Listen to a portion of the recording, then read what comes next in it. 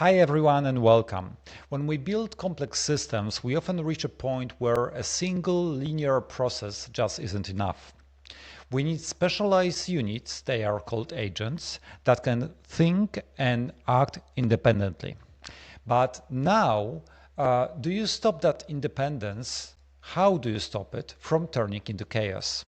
How do you split the work across properly defined actors that can be specialized as needed using proper tools, queries, and proper large language models?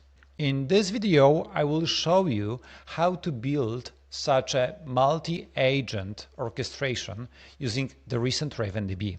We'll take a look at how agents can communicate with each other, how they maintain the state, and coordinate complex workflows without losing all the guarantees that keep your data safe. So let's dive in. To show you how the multi-agent feature works in RavenDB, I will use the sample Human Resource Assistant application. You can grab that from our GitHub organization. Here you can select a user that you will use as a context. So for example, you can impersonate Alice, Bob, or Carol. Let's go with the Carol then. Here on the left, you can use and upload a bill. For example, for the Grand Plaza Hotel. If we select that and we ask it to, I want to report it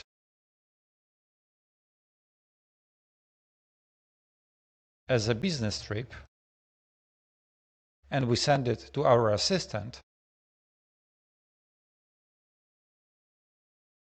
we will see that the underlying information has been reported for the employees Carol. Now we may ask the question, how has it been done and what actors participated in that process? To take a look at that, first let's jump into the RavenDB Studio. Please take a look at the RavenDB Studio where you can access the HR Assistant database. Here on the left you can see the different collections of the documents, and we can jump immediately to the AI Hub and take a look at the agents that are defined for the given database. Here you can see that there is the main HR assistant that we are talking with, but also there is the business trip expense manager that is responsible for reporting and understanding the business trip receipts and bills. Here you can see the prompt and even you can edit it if you want to. Besides using RavenDB Studio, you can also define and modify agents using the code-first approach. So let's jump into our IDE. As you can see here, we define an expense agent. This is done by providing the name, system prompt, parameters, and the identifier. Here, in addition, you need to, of course, also add the connection string name, and then provide the sample object, the queries, and the actions. In a similar way, you will define another agent that will be the HR agent itself, but it's worth to notice that here there is an additional property called subagents. Using that, what you do is that you can provide a binding that now the HR agent will be capable of calling and having a conversation with the expense agent that is identified by this constant. This means that whenever an interaction that requires business trips, bills, etc. is needed, it will be the subagent that will be called by the HR assistant. It's worth to notice that both of the agents require the employee ID parameter. This is the parameter that is passed to the original conversation with the HR assistant agent. This is also the parameter that is required by the business trip expense manager. How it is done internally in RavenDB, the parameter will be derived by any subcall to any agent, subagent, that is performed by the main agent. This means again that all the queries, if you parameterize them with this parameter, will be bounded and safe, meaning that none of the agents will be able to make up this employee ID, and they will need to derive it properly from the original caller. Now let's jump back to the studio and take a look what happened when we had this conversation with our agents. As you can see, there is a specific collection called conversations.